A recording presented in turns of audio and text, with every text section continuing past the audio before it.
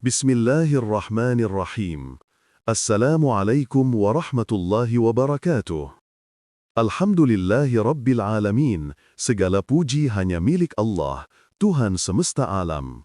Kita memujinya, memohon pertolongan dan ampunan kepadanya, serta berlindung dari keburukan diri dan amal perbuatan kita. Barang siapa yang diberi petunjuk oleh Allah, maka tak ada yang dapat menyesatkannya. Dan barang siapa yang disesatkan, maka tak ada seorang pun yang mampu memberi petunjuk. Allahumma salli wa sallim ala Sayyidina Muhammad wa ala alihi wa ashabihi ajma'in. Sahabat beriman yang dirahmati Allah, syukur Alhamdulillah, hari ini kita kembali bisa berjumpa dalam suasana penuh rahmat dan ketenangan. Semoga setiap langkah kita hari ini senantiasa berada dalam lindungan Allah Subhanahu wa Ta'ala.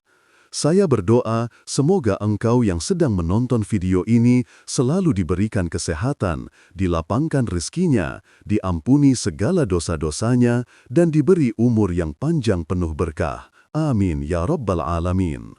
Sebelum kita melanjutkan pembahasan hari ini, jangan lupa untuk klik tombol like, komen, dan subscribe, agar sahabat semua tidak ketinggalan berbagai kajian dan tausiah yang insya Allah akan menambah keimanan dan pengetahuan kita bersama. Karena setiap klik, setiap dukungan adalah bagian dari amal jariah yang pahalanya terus mengalir selama ilmu ini bermanfaat bagi orang lain. Sahabat yang dirahmati Allah, dalam kehidupan ini, setiap makhluk sudah Allah tetapkan bagian rezekinya masing-masing. Tidak ada satupun yang tertukar. Apa yang menjadi hak kita tidak akan pernah diambil orang lain, dan apa yang bukan milik kita, sekuat apapun kita kejar, tidak akan pernah kita miliki kecuali dengan izinnya. Sebagaimana firman sahabat beriman yang dirahmati Allah, ketika kita berbicara tentang rezeki, seringkali pikiran kita langsung tertuju pada uang, jabatan, atau harta benda. Padahal, makna rizki jauh lebih luas daripada itu. Rizki adalah segala sesuatu yang Allah berikan untuk meneguhkan kehidupan kita. Bisa berupa kesehatan, waktu, ilmu, teman yang baik, bahkan udara yang kita hirup setiap hari.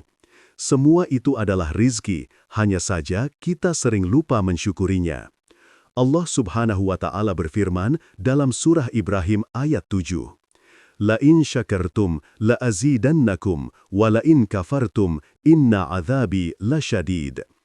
Jika kamu bersyukur, niscaya aku akan menambah nikmat kepadamu. Tetapi jika kamu mengingkari, maka sesungguhnya azabku sangat pedih. Ayat ini mengajarkan bahwa kunci utama terbukanya pintu rizki adalah syukur. Ketika hati kita dipenuhi rasa syukur, Allah akan melipat gandakan karunia-Nya. Namun, ketika kita mengeluh, membandingkan diri, dan merasa tidak cukup, maka secara perlahan pintu rizki itu tertutup tanpa kita sadari. Sahabatku, rizki tidak datang karena kita pandai, kuat, atau kaya. Rizki datang karena ridha Allah. Betapa banyak orang yang cerdas namun tetap kesulitan ekonomi. Dan betapa banyak pula orang sederhana yang hidupnya berkecukupan dan penuh berkah. Semua itu adalah tanda bahwa rizki bukan semata hasil kerja keras, melainkan perpaduan antara ikhtiar dan keberkahan yang Allah limpahkan. Namun tentu Allah tidak menyukai hamba yang malas. Kita diperintahkan untuk berusaha, sebagaimana firman-Nya dalam surah Al-Jumu'ah ayat 10. فَإِذَا قُضِيَتِ الصَّلَاةُ فَانْتَشِرُوا فِي الْأَرْضِ وَابْتَغُوا مِنْ فَضْلِ اللَّهِ. Ayat ini menegaskan bahwa setelah beribadah, kita tidak boleh berdiam diri. Kita harus keluar, bekerja, berusaha, dan menjemput. Sahabat beriman yang dirahmati Allah, setelah kita memahami bahwa rizki adalah anugerah dari Allah yang harus dijemput dengan usaha, kesabaran, dan rasa syukur, kini saatnya kita merenungi hal-hal yang justru bisa membuat rizki itu menjauh dari kehidupan kita. Kadang kita merasa sudah berdoa dan berusaha, namun hasilnya belum tampak. Bisa jadi bukan karena Allah tidak memberi, tetapi karena ada kebiasaan dalam diri kita yang tanpa sadar menutup pintu-pintu keberkahan itu sendiri. Salah satu hal yang sering dilakukan tanpa disadari adalah banyak mengeluh. Setiap kali ujian datang, kita mudah berkeluh kesah.